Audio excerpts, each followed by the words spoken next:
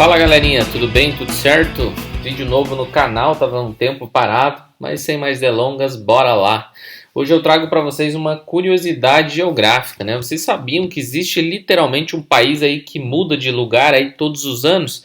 Isso não é uma metáfora, né? Nem metáfora política e muito menos cultural. Isso é geografia pura, né? Hoje então vocês vão descobrir aqui junto comigo que a Austrália, exatamente a Austrália, a terra dos cangurus, ela vem aí se deslocando e isso é um desafio inclusive para as nossas tecnologias mais modernas.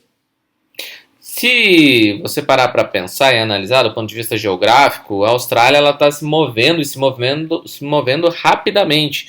A Austrália hoje, do ponto de vista geológico, ela se encontra na placa tectônica indo-australiana e ela se move aí cerca de 7 centímetros aí por ano, isso na direção norte. Isso significa que ao longo das décadas, o país ele muda significativamente de posição em relação ao nosso sistema de posicionamento global, o nosso GPS.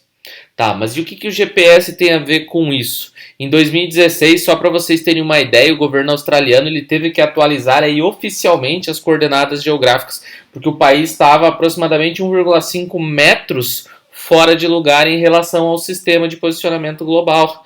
Então isso estava começando a trazer problemas aí para os sistemas de navegação de drones, para os sistemas de carros autônomos também, inclusive as atividades agrícolas que utilizam equipamentos de precisão estavam tendo problemas. Então esse deslocamento ele precisa ser acompanhado ao longo do tempo para não trazer mais problemas. Mas por que isso acontece? As placas tectônicas elas estão sempre em movimento. Lá no sexto ano, quando você fazia, ou se você faz o sexto ano do fundamental e depois lá no primeiro ano do ensino médio, você aprendeu que as placas tectônicas elas estão em constante movimento. São 3 movimentos: divergência, convergência e transformância, o movimento transformante. Convergência quando elas se chocam, divergência quando elas se afastam. E quando elas correm lateralmente, a gente vai ter o que a gente chama de movimento transformante.